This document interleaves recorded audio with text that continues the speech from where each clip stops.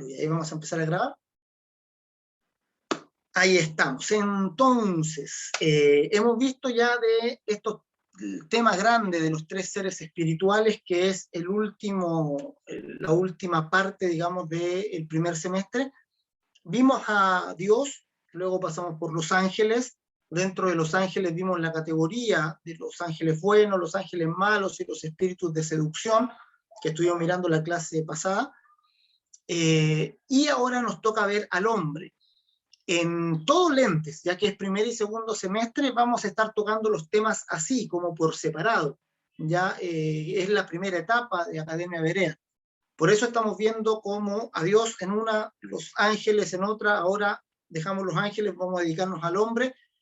Y cuando viene tercer semestre, que es cuadro de la voluntad de Dios, tratamos de conectar todo.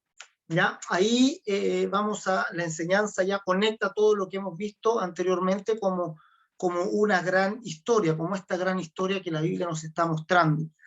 ¿Ya? Pero ahora en lentes vamos de uno en uno. Muchos de los temas que vemos ahora en lentes los volvemos a tocar en el cuadro de la voluntad de Dios en tercer semestre, pero ya un poco más fluido, conectando todo con todo. ¿Ya? Así que ahora vamos a dedicarnos específicamente al hombre como ser espiritual, al ser humano, a nosotros. ¿Ya? Es lo que llamamos también una antropología bíblica. ¿De dónde viene el hombre? ¿Cómo es creado? ¿El por qué es creado? Todas estas son las preguntas de las que se encarga la antropología. Y la antropología bíblica puede ir mucho más allá que la antropología, digamos, cómo se enseña, cómo se entiende como ciencia, porque podemos saber los propósitos del por qué la creación del hombre. La antropología, como herramienta natural, puede mirar al hombre, escarbar hasta sus inicios, ver de dónde salió, ver su evolución como especie, pero hasta ahí queda. No puede ver propósitos detrás de eso, no puede ver una lógica o un motivo espiritual detrás de la formación del hombre. Es más, la antropología, digamos, normal, digamos, como ciencia, ha tenido en los últimos años a ver al hombre como un animal, como una especie animal, como las demás especies. Es decir, cada vez se intenta separar menos al hombre con la categoría de los otros mamíferos. ¿Ya? Hay incluso un libro que es muy interesante, que es de un zoólogo, que mira al ser humano como una especie animal, es decir, y el libro se llama El mono desnudo, porque él dice que si cayéramos en la categoría de los mamíferos y se nos estudiara como una especie, digamos, que aparece en el mundo animal, lo más probable es que lleváramos ese nombre. Somos muy similares a los primates, pero la diferencia mayor, digamos, más notable que tenemos con ellos es la falta de pelo. Entonces él le llama que lo más probable es que si nos descubrieran como especie, él dice como una especie desconocida, nos llamaríamos así, el mono desnudo. Y hace toda una investigación zoológica del ser humano, ya viendo las diferencias y las similitudes que tenemos con otras especies. ¿Ya? Entonces, la antropología bíblica, como les digo, mira el lado espiritual del propósito, del por qué es creado el hombre. Claramente le da un valor al hombre superior a cualquier otra especie sobre este mundo, un valor de imagen de Dios, ya que es la que la Biblia le concede al ser humano. Ya por ese pasaje, hagamos al hombre a nuestra imagen, conforme a nuestra semejanza.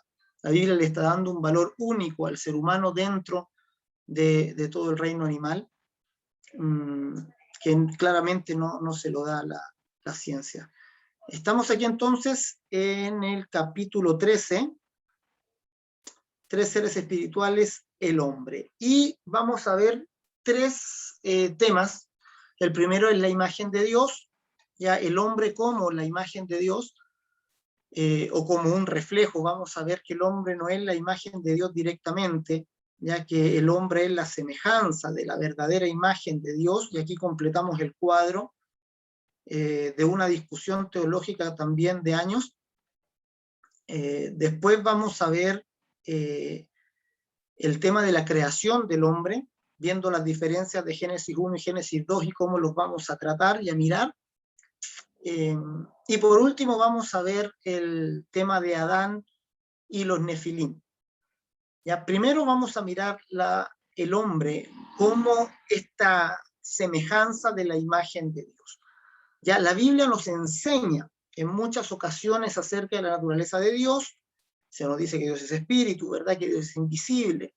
Pero quizás lo más que llama la atención acerca de la naturaleza de Dios es que Dios tiene una imagen, ya que Dios tiene una imagen. Nosotros de pronto uno podría decir, no, Dios no tiene imagen. Y yo me he encontrado con muchos creyentes diciendo eso, ¿verdad? Diciendo, no, a Dios no se le puede ver porque Dios no tiene imagen. Ya en el sentido, generalmente los creyentes o los evangélicos decimos eso cuando peleamos con los católicos. Entonces decimos claramente, Dios dijo, no te harás imagen porque Él no tiene imagen. ¿Ya? Entonces nosotros decimos, a Dios no lo podemos ver porque Dios no tiene imagen, pero la Biblia sí dice que Dios tiene una imagen. ¿Ya? Y la imagen de Dios es Cristo. ¿Ya? Y vamos a ver cuán importante es considerar esto en primer lugar. ¿Ya? Colosenses 1:15, vamos a ver algunos pasajes. Colosenses 1:15 dice, Él es la imagen del Dios invisible, el primogénito de toda creación. La palabra imagen en Colosenses 1:15 es la palabra eikon. Y la palabra eikon quiere decir atributos físicos, lo que se ve de algo. Cuando hablamos de eikon, es el aspecto visible de alguna cosa.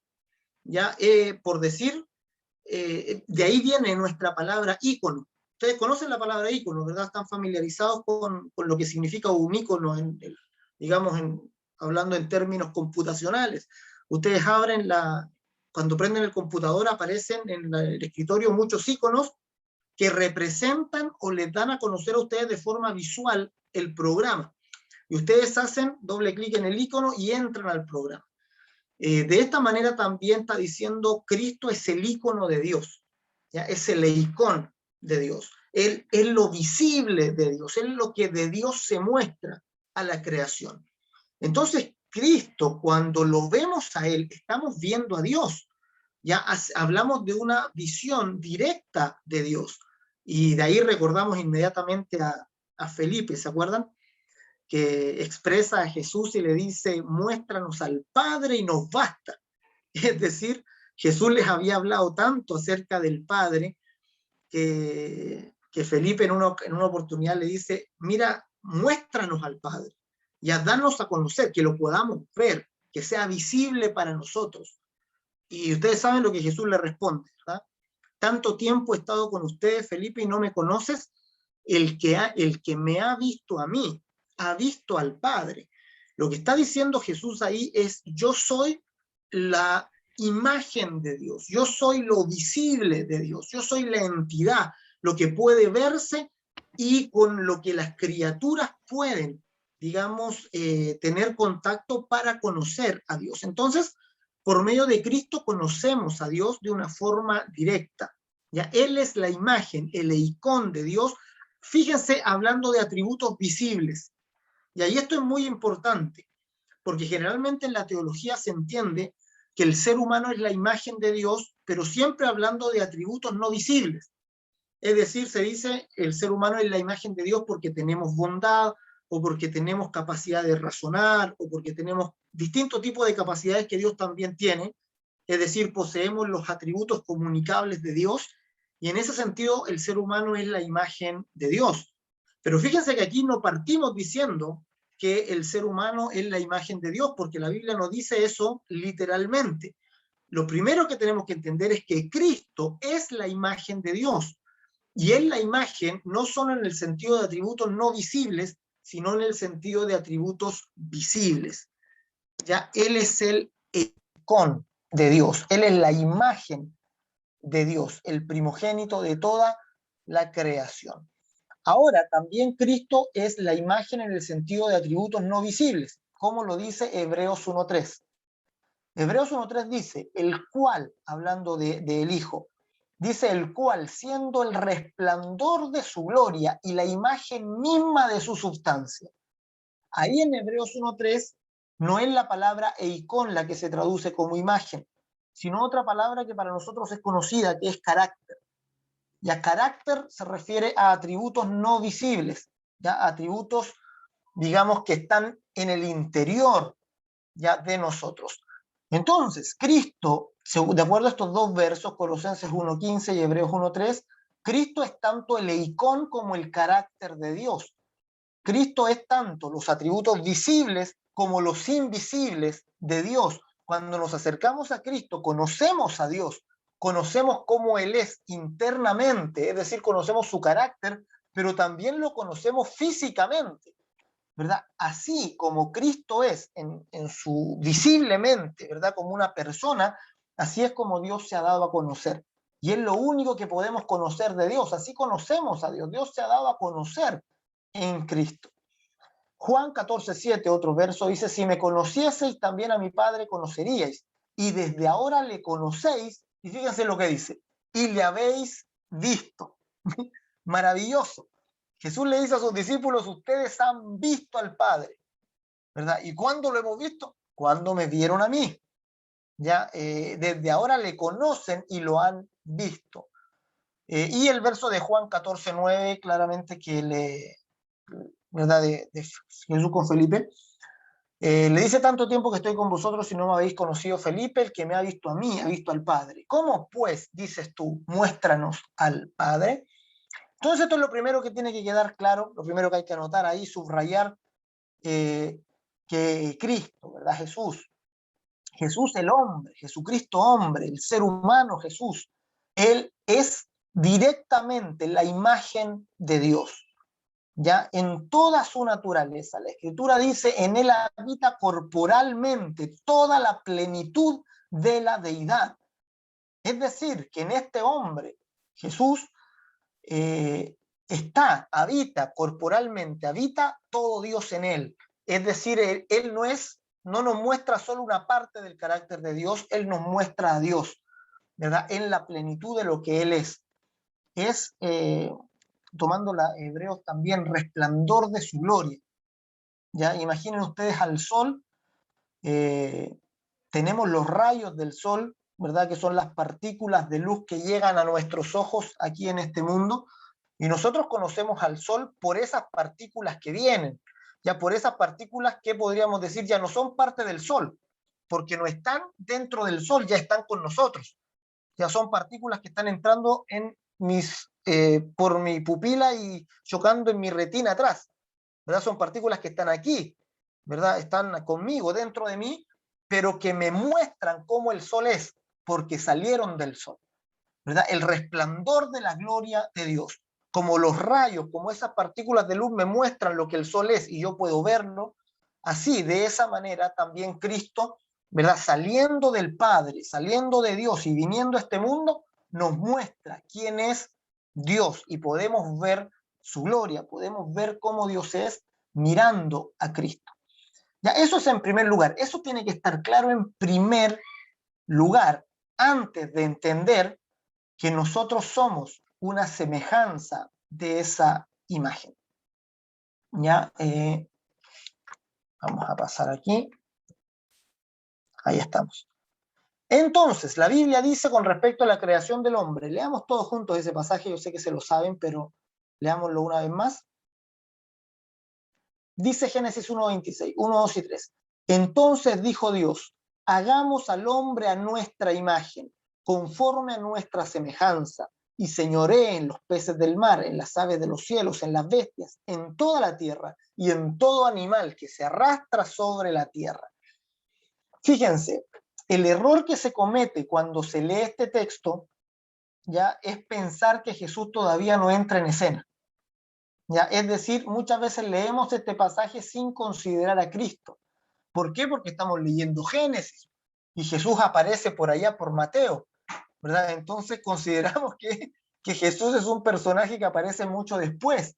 Sin embargo, ustedes recuerden que Jesús gobierna la Biblia, ya que antes que Abraham fuese, Jesús es, ¿verdad? Entonces cada versículo hay que leerlo puesto los ojos en Jesús, considerando a Cristo. Y cuando leemos este texto sin Cristo, entonces decimos: sí, el hombre, aquí vemos que el hombre es la imagen de Dios. ¿Ya? ¿Por qué? Porque él dice: hagamos al hombre a nuestra imagen. pero fíjense que dice a nuestra imagen. Ya es como si Dios estuviera hablando entre la Trinidad, ¿verdad? Hay un plural ahí, ¿verdad? Dios se está mostrando en más de una persona. Dios está diciendo, hagamos al hombre a nuestra imagen, ¿verdad? Y ese plural no lo han podido sacar los judíos de ahí, aunque saben que Dios es el Dios único, pero es plural. Dios está diciendo, hagamos al hombre a nuestra imagen, ¿verdad? Es como si la Trinidad se hubiera juntado y hubiera hablado entre ella y hubiera dicho, hagamos al hombre a nuestra imagen. Ahora les pregunto, ¿cuál es la imagen de Dios? Cristo, ¿verdad? Lo vimos en el primer punto. El Hijo de Dios, uno de entre los tres, el Verbo, se iba a encarnar para mostrar a Dios y ser la imagen de Dios. Entonces lo que está diciendo Dios ahora es, hagamos al hombre según esta nuestra imagen. Ya no es que la mayoría de las personas piensan que Dios hizo al hombre como su imagen y luego Cristo viene parecido a los hombres. Pero lo que nos está diciendo la Biblia es que en primer lugar Dios establece al Verbo como su imagen. Ya Él decide que el Verbo va a mostrar su propia persona al mundo al encarnarse. Y entonces desde ese momento, desde la eternidad, el Verbo se constituye la imagen de Dios. Ya el Verbo es la imagen del Dios invisible. Y ahora lo que Dios está diciendo es, hagamos al hombre a nuestra imagen, conforme a nuestra semejanza. Es decir, que el ser humano iba a ser creado similar a la forma en que Cristo iba a venir. De esa manera es Cristo primero. Ya no es el ser humano y luego Cristo, sino que es Cristo en primer lugar y el hombre es formado según Cristo, según lo que Jesús iba a hacer. Jesús es primero, ya él, digamos, es el primero que iba a encarnarse y el hombre es creado por esa encarnación, producto de esa encarnación. Ya lo habíamos comentado un poco antes, ¿verdad? Que la voluntad de Dios en la eternidad es que el Hijo fuera y se hiciera carne en este mundo. Y Dios crea al hombre precisamente para cumplir esa voluntad, para que el Hijo venga y venga por medio nuestro, venga por medio del ser humano. Por eso Dios crea al ser humano. Dios crea al hombre para que, y lo crea conforme a la imagen de Dios, para que Cristo entre por medio de este ser llamado hombre, llamado ser humano. Entonces, hagamos al hombre a nuestra imagen, está hablando de Cristo, conforme a nuestra semejanza, y señoree, ¿verdad? Y tenga dominio sobre los peces del mar, las aves, los cielos, las bestias. Y un detalle que nos va a servir para el punto que viene. Ya dice, en las bestias en toda la tierra y todo animal que se arrastra sobre la tierra. ¿Ya? ¿Estamos claros hasta ahí? Ya, si estamos claros hasta ahí, seguimos. ¿Ya? Fíjense,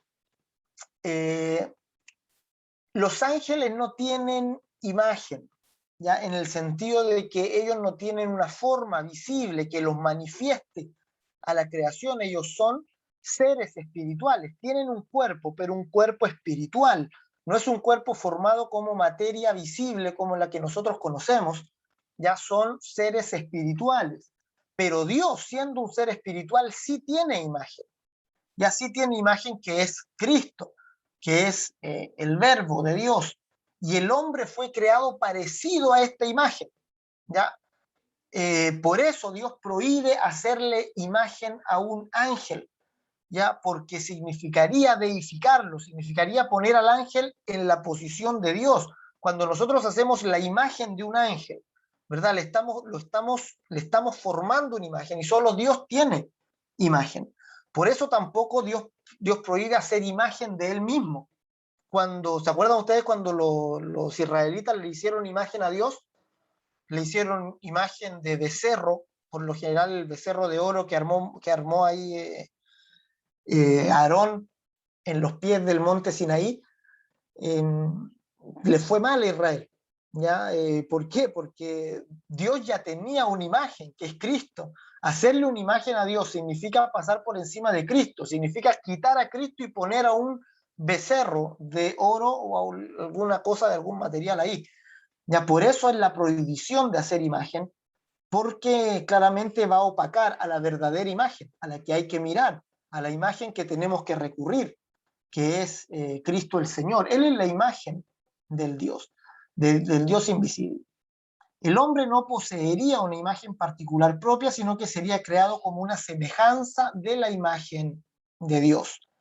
Ya Cristo, entonces el hombre es creado según la imagen, una imagen foránea, ¿verdad? Una imagen de afuera. Imagínense, Dios está haciendo la creación, crea el perrito y el perrito lo crea según la propia imagen del perro, no lo copia de otro lado, se lo inventa ahí, por decirlo de alguna manera. Ya lo estoy haciendo una narración bien infantil, ¿ya? A la jirafa también se la inventa así como va a ser, al gorila, todos los animales, ¿verdad? Les da su propia forma, no la saca de ningún otro lugar. Pero cuando va a crear al hombre, ya tiene los planos hechos. Es decir, cuando va a crear al hombre no se lo inventa ahí, sino que ese hombre ya estaba proyectado, ¿verdad? Para aparecer, ¿verdad? Cristo ya estaba destinado a aparecer en esa forma en el mundo, por tanto, hace al ser humano conforme a lo que ya tenía planeado hacer con su hijo. El hijo iba a entrar de esta forma. El hijo iba a entrar como un ser humano con carne, con dos brazos, dos piernas, una cabeza, tal como somos nosotros. Y al hombre lo crea de la misma manera en que el hijo iba a ser creado. Entonces esa es la única diferencia entre todos los animales y nosotros. Los animales fueron creados ahí en esa oportunidad, poseen su propia imagen, pero nosotros poseemos una imagen celestial. Nosotros poseemos la imagen de Cristo. Nosotros fuimos creados para parecernos a cómo iba a ser Cristo cuando entrara. Ya cuando hiciera su entrada. Cristo entra en escena después que el ser humano, para que el ser humano lo recibiera, pero claramente, ¿verdad? Cristo estaba proyectado para ser ser humano antes que se creara el ser humano. Por eso podríamos decir que Cristo es el primer hombre, es el primer ser humano. Ya si bien aparece después en la historia, es el que ya estaba predestinado para entrar, para hacer ingreso. Nosotros somos creados para antes, para recibirlo a Él. Ya Él es el que tiene en todo la preeminencia, dice el apóstol Pablo. Entonces no se dice, fíjense, que el hombre será la imagen de Dios, sino que tendría la semejanza de su imagen. Entonces nosotros poseemos la semejanza de la imagen de Dios, que es Cristo. Es decir, fuimos hechos parecidos a Jesús. Cuando nosotros miramos a Jesús, decimos, oh, este es uno nuestro. ¿Se acuerdan cuando Adán vio a Eva? ¿Se recuerdan que se alegró? Dice que a Adán se le presentaron todos los animales para que le pusieran nombre, pero la verdad es que no pudo relacionarse bien con ninguno de ellos. Pero cuando Dios hizo una mujer de la costilla de Adán y se la presentó, Adán se alegra y dice, esta sí, este es hueso de mi hueso, ¿verdad? Esta es carne de mi carne, ¿verdad? Con esta sí que puedo yo tener una relación, con esta sí puedo compartir, con esta me siento bien, porque esta es ser humano como yo. De la misma manera, cuando nosotros vemos a Cristo, decimos, este es de los nuestros, ¿verdad?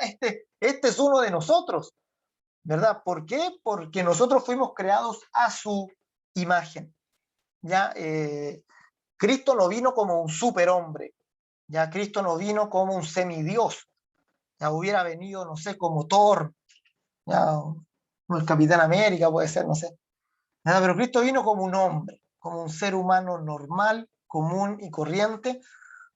No tenía ninguna ventaja con respecto a nosotros, excepto el conocimiento que tenía de Dios, eh, y, y por eso podía desarrollar la fe y desarrollar la vida espiritual como la desarrolló. Sin embargo, él era un hombre, un ser humano. ¿Ya? Entonces, a ver, ¿se me quedaba algo ahí? Claro, no se dice que el hombre será la imagen de Dios, sino que tendría la semejanza de su imagen. Quiere decir atributos físicos, atributos visibles, como vimos que es la palabra eikon, y atributos invisibles, que se refiere a la palabra carácter. Tenemos la palabra carácter, atributos no visibles, y eikon, atributos visibles. ¿Ya? tenemos ahí entonces un dibujo que nos puede ayudar en la comprensión.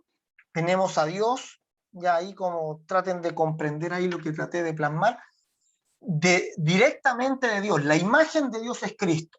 Por eso aquí dice Cristo, imagen. Cristo es la imagen de Dios. Dios tiene una imagen, que es Cristo Jesús. No tiene dos, ni tres, ni cuatro, tiene una, que es Cristo. Y nosotros fuimos, todos nosotros, constituidos a semejanza de esa imagen. ¿Ya? En ese sentido, somos la imagen de Dios, poseemos la imagen de Dios. Entonces ahí hay una discusión teológica de años, de tiempo, que se dice que Dios nos creó a su imagen, pero luego por el pecado esa imagen se distorsionó. ¿Ya cuánto se distorsionó esa imagen? ¿Verdad? Es particularmente la discusión. Si perdimos totalmente la imagen de Dios, si la perdimos parcialmente, etc. Pero la Biblia nunca nos habla en esos términos de perder la imagen de Dios. Ya no se dice con ese lenguaje, el hombre perdió la imagen de Dios, ya, sino que mantuvimos claramente esa imagen, porque imagen también significan atributos visibles. Obviamente el carácter de Dios lo perdimos, se corrompió con el pecado, ¿verdad? Entramos en una esfera de temor, de orfandad, de confusión, etcétera, y el alma humana se marchitó, se fue, digamos, se fue separando de Dios en ese sentido, y claramente también la recuperamos cuando volvemos a Cristo, ¿ya? Pero no es que la imagen se pierda y luego se recupere, como también de pronto se expresa, ¿ya? Entonces, a eso nos hablamos cuando nos referimos de la imagen de Dios. Vamos a hablar en segundo lugar de la creación del hombre, ¿ya? Y aquí es donde vamos a presentar una teoría que alguno de ustedes quizás no ha escuchado antes, pero que es muy interesante de poder comprender, o por lo menos de poder mirarla. ¿Ya? En primer lugar vamos a mirar ciertas diferencias que hay entre Génesis 1 y Génesis 2. Y todo aquel que se ha dado a leer el Génesis se ha dado cuenta de estas diferencias y de cosas que no calzan en el Génesis. ¿Ya? La verdad es que yo antes de conocer esta teoría o esta forma de explicarlo, cuando me acuerdo que iba en la universidad, estudié en la Universidad del Biobío, y con un grupo de compañeros siempre nos matábamos la cabeza tratando de buscarle un arreglo a esto, porque habían hartas cosas que no calzaban, ¿ya? Es decir, vamos a ver aquí, por ejemplo, Génesis 1 me muestra a un ser humano en un huerto, perdón, me muestra a un ser humano en toda la tierra, me muestra un ser humano que tiene toda la libertad para sojuzgar toda la tierra, para ir sobre toda la tierra, y Génesis 2 me muestra al ser humano en un huerto, ¿ya? Como que Dios primero le dio libertad sobre la tierra y luego va y lo pone en un huerto. Esas cosas como que no nos hacían mucho sentido. Por otro lado, después cuando Caín mata a Abel, ¿se acuerdan? Caín mata a Abel y Dios le da como castigo irse de la tierra de Nod. Resulta que este Abel le tiene miedo a gente. Y eso nos volaba la cabeza. ¿Por qué Abel dijo, cualquiera que me halle me matará? Entonces le buscábamos explicación y algunos decían, no, que Adán y Eva seguramente tuvieron más hijos. Tampoco, no calza, ¿verdad? No calza que le tengan miedo a sus hermanos que nacieron con ellos. Dice, cualquiera que me halle me matará. Y Dios le da la razón y le pone una marca. Y lo primero que hace Abel cuando sale es construir una ciudad fortificada, ¿verdad? Que le pone el nombre de su hijo y se casa afuera. Entonces hay muchas preguntas. ¿A quién le tenía miedo? ¿Con quién se casó? ¿Por qué construye una ciudad amurallada? Que claramente era para protegerse de lo que había afuera. Y con eso tratábamos de darle vuelta, de buscar teorías. Pensábamos si es que podían existir hombres antes que Adán, porque eso es lo que da a entender cuando sale Caín, da a entender que hay civilización afuera, pero no nos calzaba por una cosa. Y esa era como mi espina en Ya, negábamos que podía haber hombre antes que Adán, precisamente porque la Biblia dice que el pecado entró por un hombre y por el pecado la muerte, ya por cuanto todos pecaron. Entonces, nosotros razonábamos, ¿verdad? Si Adán pecó, estos otros hombres, al no haber pecado, no podrían morirse. Entonces serían hombres que no tendrían muerte, que vivirían para siempre. Entonces eso tampoco nos calzaba, ya que Adán, ¿verdad? Por él se introdujera la muerte, pero los otros hombres no, entonces no podrían haber hombres antes que Adán, ¿verdad? Era nuestro razonamiento ahí en el grupo que discutíamos siempre acerca de esta cosa. Hoy día les voy a presentar algo que puede dejarnos un poco más tranquilos, por lo menos es la que yo presento porque es la que me hace más sentido de todas las que hay. Hay otras, ya esta no es la única que hay otras posiciones. Hay una posición, por ejemplo, que predica Armando Alducín, no sé si lo conocen o lo han escuchado por ahí en redes de repente, ya, que no solo comparte él, pero es el que más la expone, por eso generalmente los videos son de él. Pero hablan de una creación anterior a la creación de Adán, ya una creación anterior que se destruye con la caída del diablo, que no está registrada en la Biblia, y que luego lo que Dios hace en Génesis 1 es una recreación. ¿Ya? Esa es más o menos la posición de este grupo.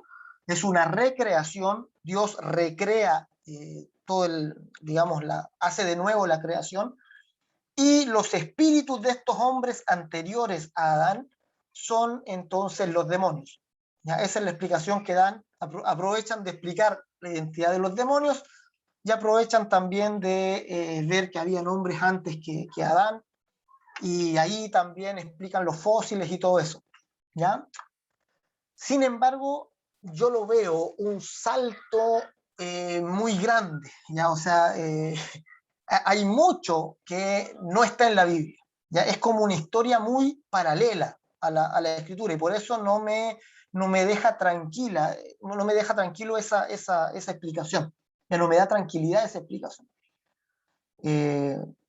Entonces vamos a ver cuál vamos a proponer hoy día y vamos a mirarla ahí con un poco de atención.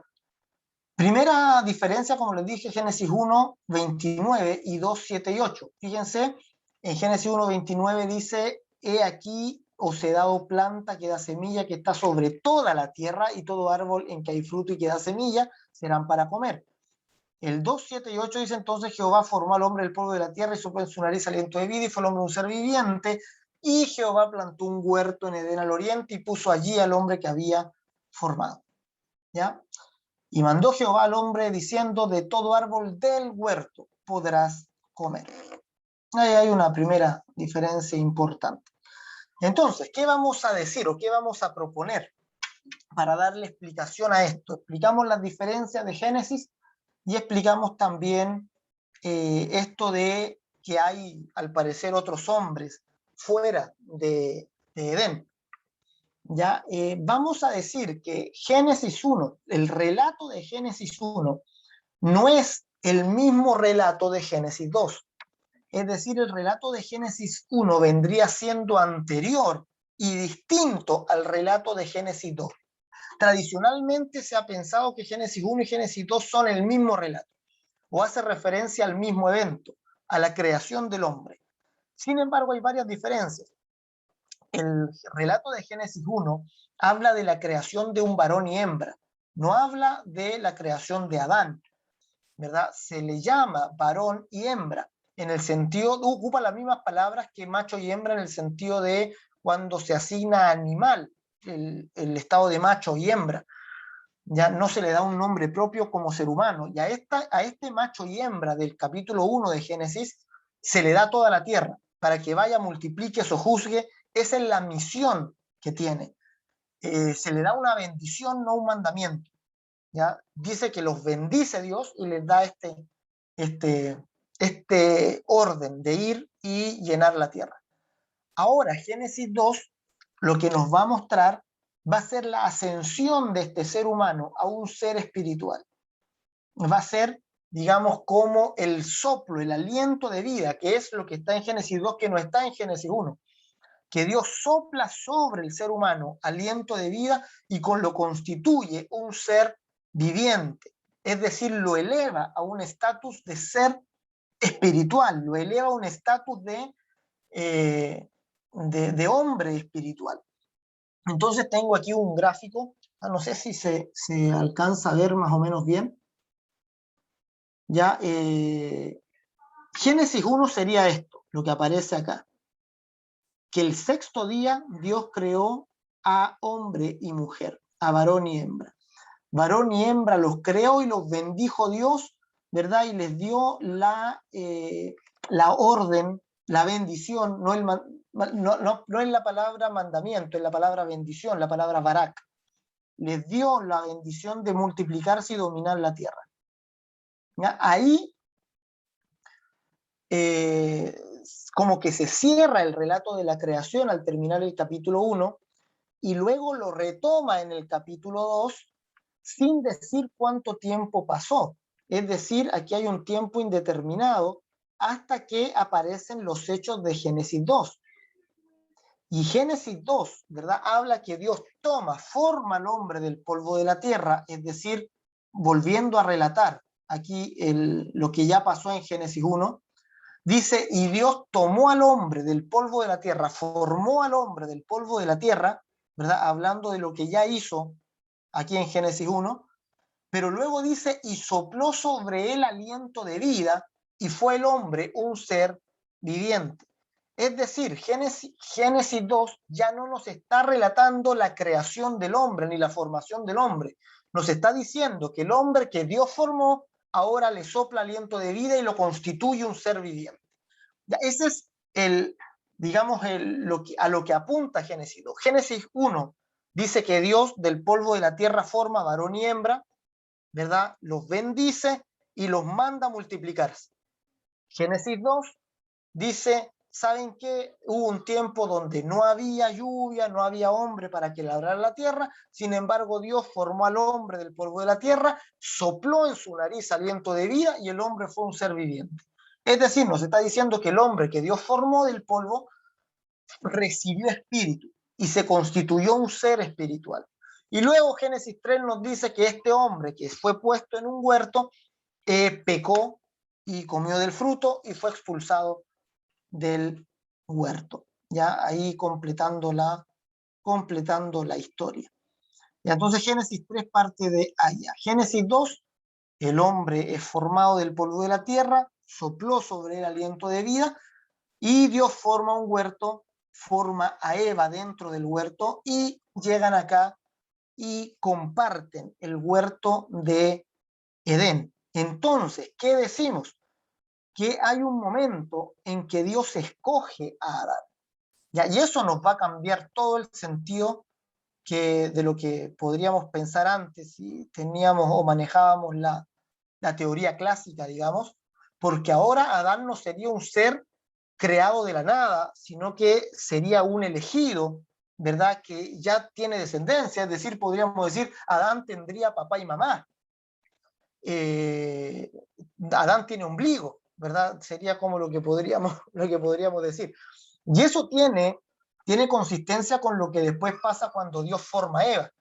Porque cuando Dios forma a Eva, la forma de una costilla de Adán, recuerden ustedes que lo hace dormir, le saca una costilla y forma a Eva, de su propio cuerpo, forma a esta mujer, y cuando los une, ¿verdad? Les dice esto que decimos todos los pastores cuando hay un matrimonio, ¿verdad? Este texto de que por tanto ahora, ¿verdad? Ya dejará el hombre a su padre y a su madre y se unirá a su mujer y serán los dos una sola carne. ¿Ya? Entonces, claramente, si Adán no hubiera tenido padre y madre, esta sentencia no tendría sentido para ellos. ¿Ya? Es decir, imagínense, Adán se junta con Eva, los primeros creados, y le dicen, entonces, ¿verdad? El hombre dejará a su padre y a su madre y se unirá a su mujer. Y ellos no saben lo que significa padre ni madre, ni ninguno tiene padre ni madre. Serviría para todos de ahí para adelante, pero no para ellos mismos a quien se le está diciendo la sentencia. Entonces, si entendemos que Adán desciende, ¿verdad? De estos primeros hombres que Dios crea en el capítulo 1, Entonces Adán entiende la descendencia, él tiene padre y madre del cual Dios los separa para ponerlo en el huerto y lo junta a Eva, que a Eva sí la hace ahí dentro del huerto, es decir, Eva es la que no tiene ombligo, la que no tiene padre y madre, la que es formada ahí dentro del huerto. Y Adán, ¿verdad? Ya teniendo, ¿verdad? Un recorrido ahí, conoce las cosas y permanece ahí dentro del huerto hasta que cae en el pecado y todo eso. ¿Ya? Esto explicaría muy bien el por qué luego cuando salen a la tierra de Nod nuevamente y Caín mata a Abel, Abel tiene miedo de los de afuera. ¿Por qué? Porque afuera ya se habría construido toda una civilización afuera. ¿Ya? Entonces me gusta esta explicación porque se puede leer con naturalidad todo lo que viene. En primer lugar, se puede leer con naturalidad todo el miedo de Caín y el casamiento de Caín y todo lo que pasa después. ¿Ya? Segundo, le da un sentido muy poderoso al diluvio que viene después, ya que después viene la Torre de Babel y el diluvio. Ya le da un sentido muy profundo y muy enriquecedor, ¿verdad? El entenderlo de esta manera. Y en tercer lugar, también me gusta porque no tenemos que pelear con la evidencia fósil. Es decir, tenemos el drama ya que Adán, si nosotros lo escudriñamos para atrás y hacemos historia, Adán tiene o aparece en la historia en el 4000 antes de Cristo, es decir, hace 6000 años atrás. Ya 4000 antes de Cristo tenemos a Adán. ¿Ya? Y resulta que el registro fósil del ser humano es muchísimo más antiguo. ¿Ya? Y por más que nos queramos poner en una posición fundamentalista de decir que el carbono 14 no sirve, que esto no sirve, que esto no es prueba, que esto tampoco es prueba y que esto es falso, ya no nos da. Es decir, la mayoría de los teólogos serios están diciendo esto ya es indefendible. ¿Ya? Incluso hay un libro que les puedo pasar, lo tengo en PDF ahí, de John Lennox. No sé si lo conocen, John Lennox es un peladito que aparece en hartos videos de internet, que es doctor, creo que ahí es una eminencia ahí en Oxford. John Lennox hace un libro acerca de los 6 días de la creación y, y John Lennox dice, estamos en el mismo punto o en una contingencia parecida a la que había cuando los cristianos defendían que la tierra estaba en el centro y el sol se movía. Es decir, hubo un punto de la historia donde los cristianos decían la tierra no se mueve y tenían versículos para comprobarlo. ¿Ya? Tomaban los salmos, por ejemplo, que decía que la tierra iba a permanecer inconmovible, ¿verdad? Hablaba de los pilares de la tierra. Entonces, los cristianos sacaban en ese entonces versículos para decir la tierra no se puede mover. ¿Verdad? Lo que está diciendo Copérnico y Galileo es una herejía. La teoría heliocéntrica, ¿verdad? Iba contra la Biblia, según los cristianos en ese entonces.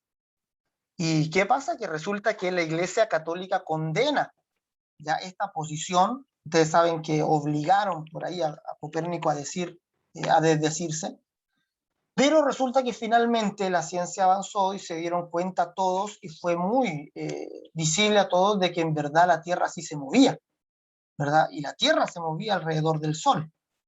Y nosotros hoy día no tenemos ningún problema con eso.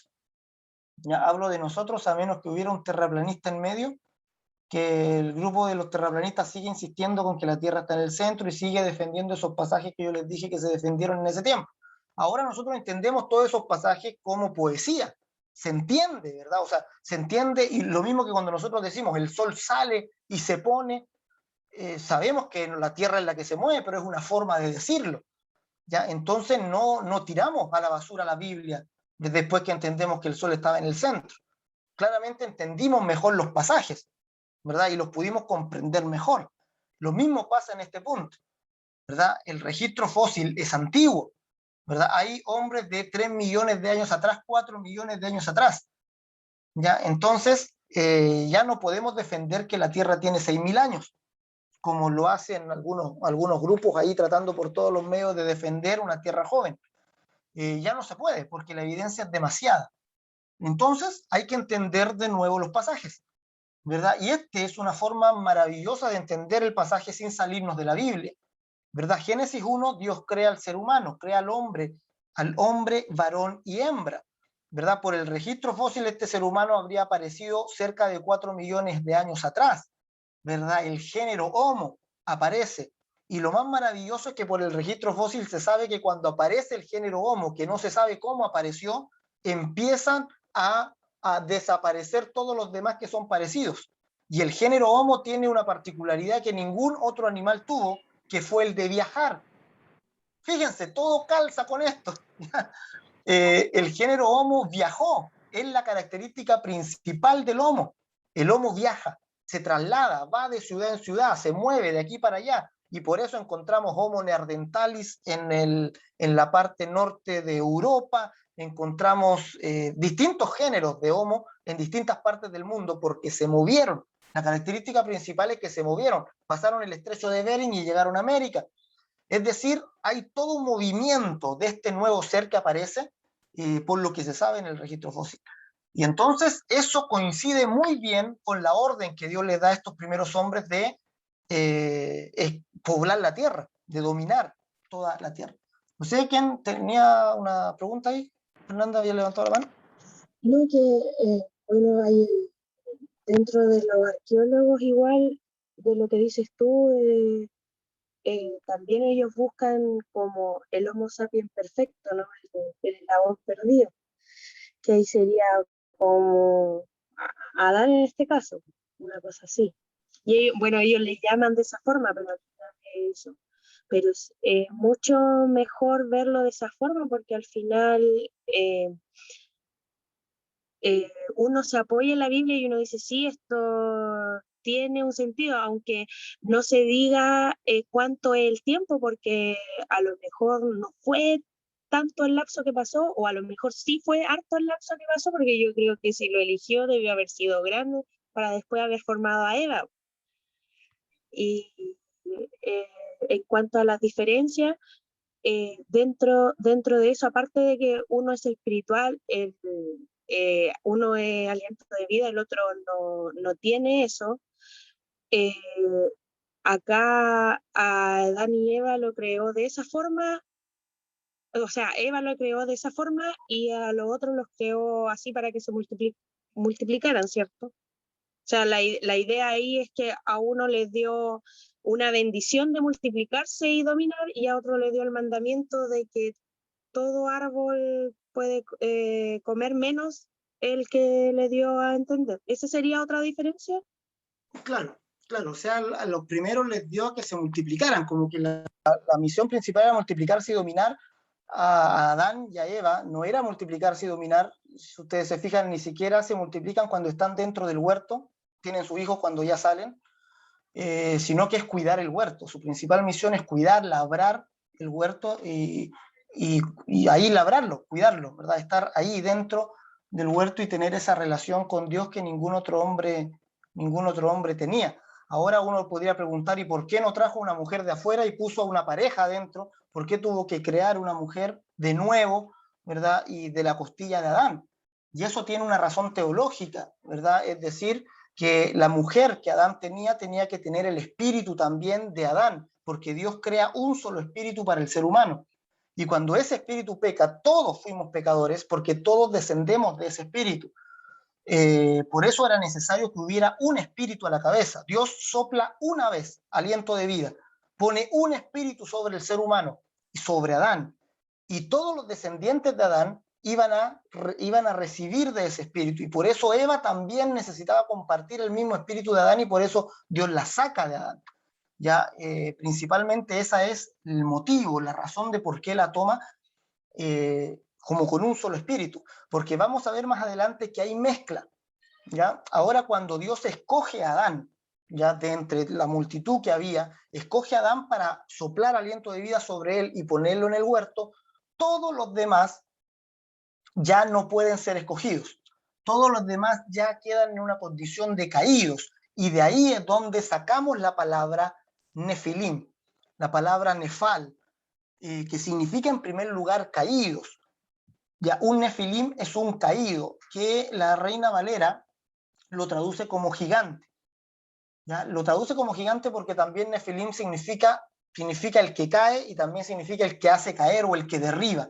Y en ese sentido, la Reina Valera lo traduce como gigante, pero la principal acepción de la palabra Nefal es caerse, ¿ya? Es la palabra caído.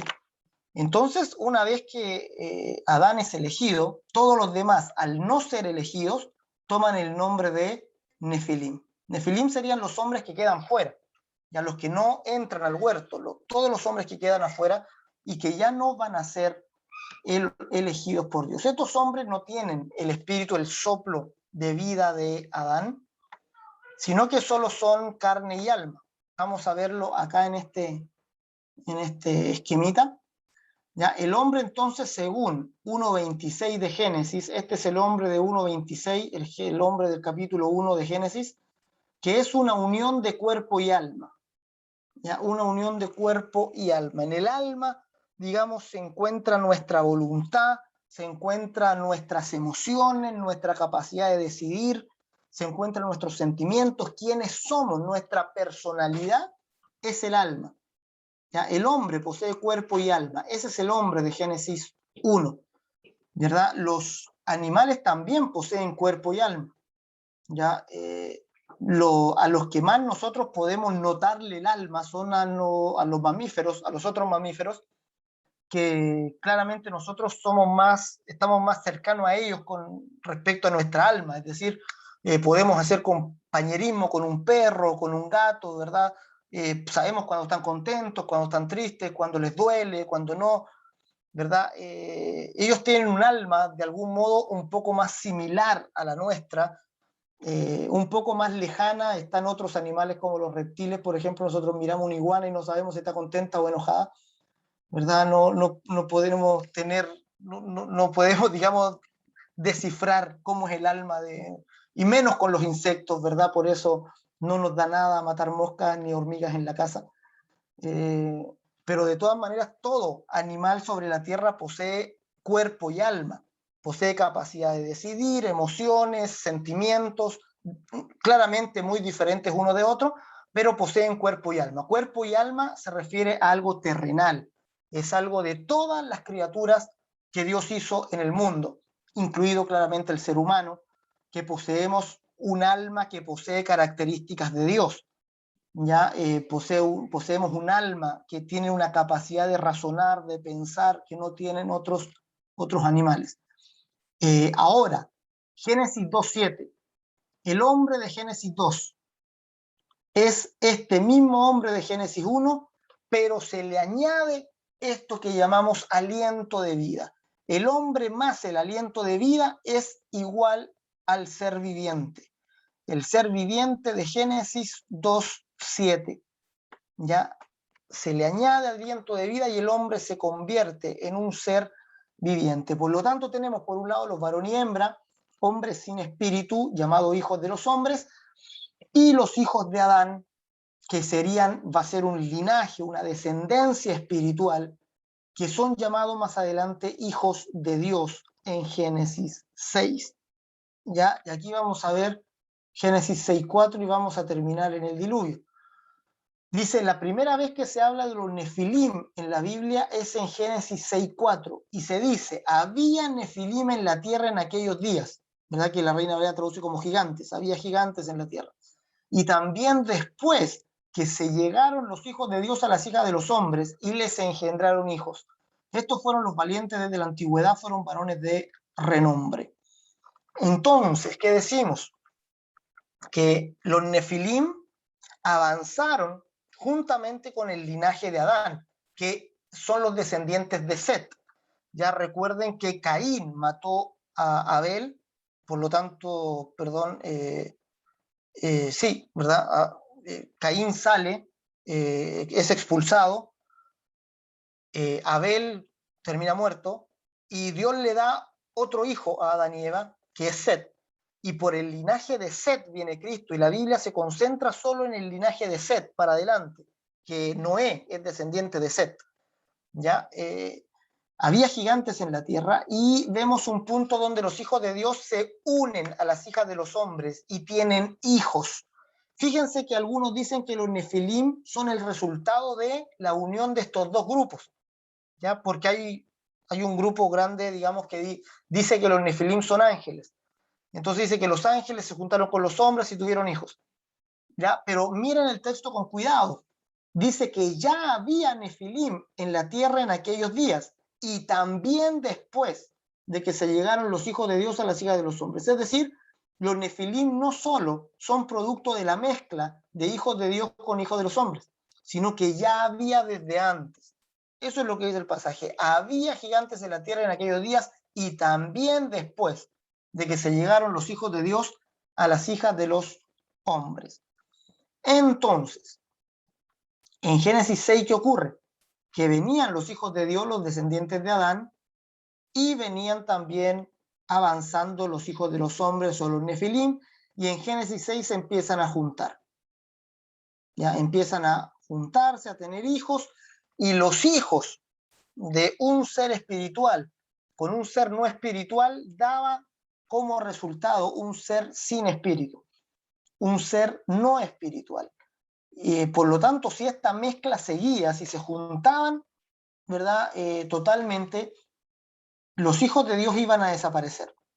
¿Ya? Con el tiempo iban a extinguirse.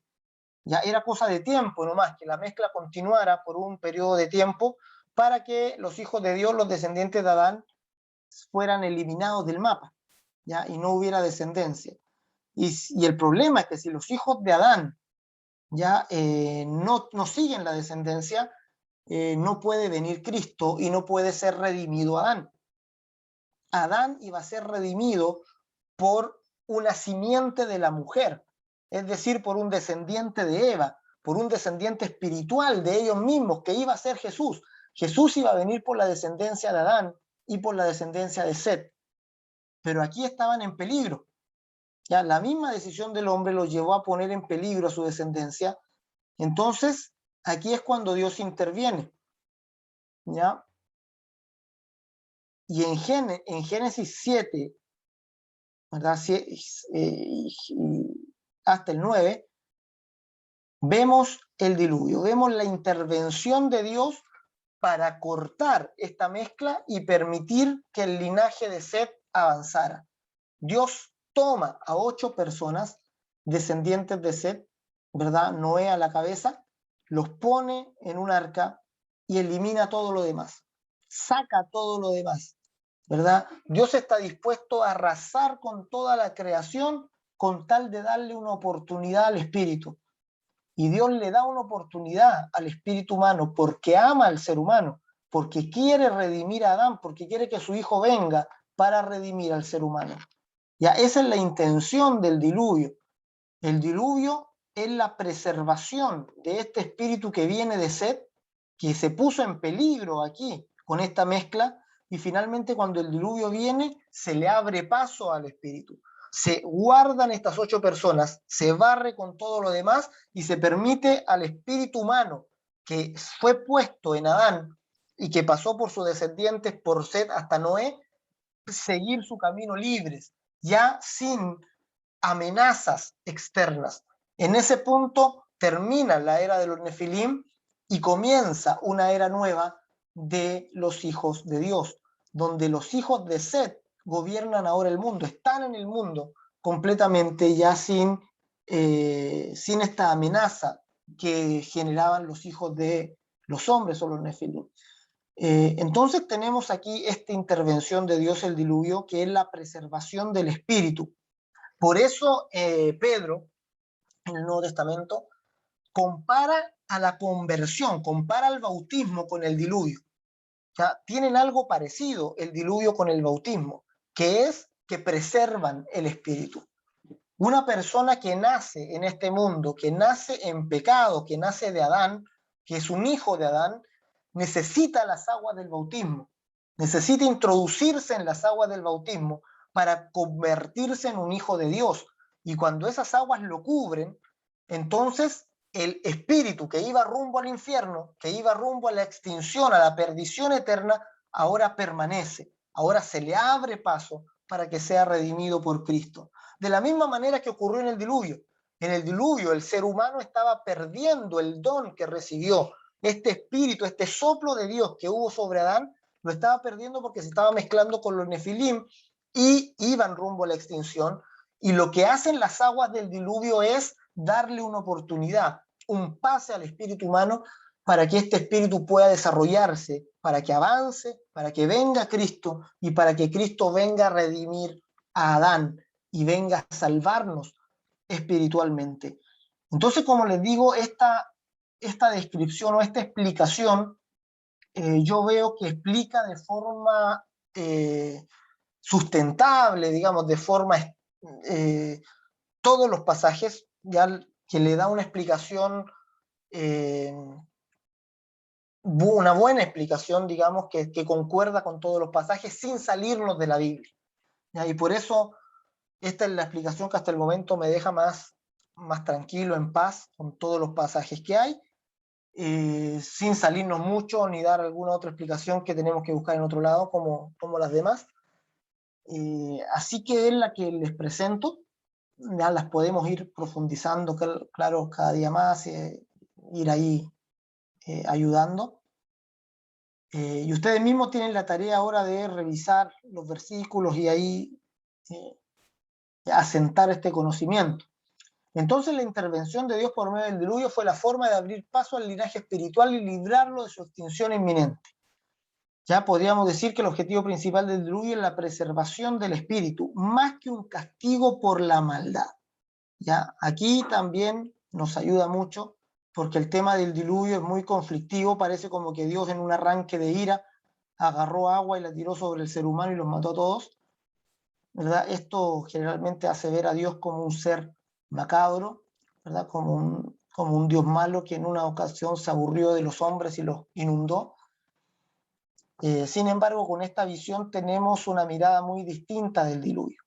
Ya fue la misericordia de Dios, el mismo amor de Dios, el que le permitió librar a 8 personas y arrasar con todo lo demás para darnos una oportunidad de vivir, de conocer a Cristo, de tener redención eterna. Es la intervención de Dios.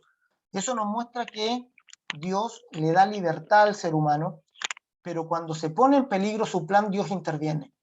Dios se mete en la historia y Dios interviene de formas tan tremendas como estas, que es capaz de tomar a una familia y arrasar con todo lo demás, con tal de que su hijo venga a este mundo. Él, para eso fue hecho en la tierra, para eso fue hecho el ser humano, para eso fuimos creados, para que Cristo viniera, para que Cristo experimentara la muerte y para que Cristo fuera nuestra guía al reino de los cielos, para que en Él tuviéramos salvación y herencia eterna, cada uno de nosotros también.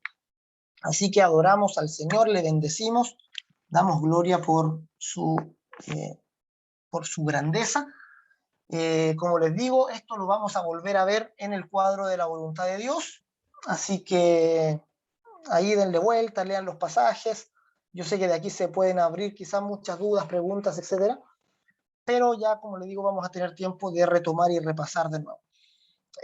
Próximo miércoles vamos a ver el último capítulo del primer semestre, ya capítulo 14, donde vamos a hablar de la identidad de los demonios. ¿Ya? Así que no se pierdan esa clase, ya que también es muy importante. Y ahí vamos a decir, a lo mejor, si damos algunas semanas libres para antes de empezar segundo semestre. ¿Les parece orar, muchachos? Dar gracias al Señor y pedir su bendición. Oramos. Padre, en el nombre de Jesús, te damos gracias, porque tu voluntad para con nosotros siempre es buena, agradable, perfecta. Tú nos bendices, Señor, y nos llenas de gracia y bendición. Gracias, Señor, por la gloria de tus obras. Gracias, Señor, por bendecirnos, por guardarnos, por, Señor, esta pasión que tienes por liberarnos y por redimirnos.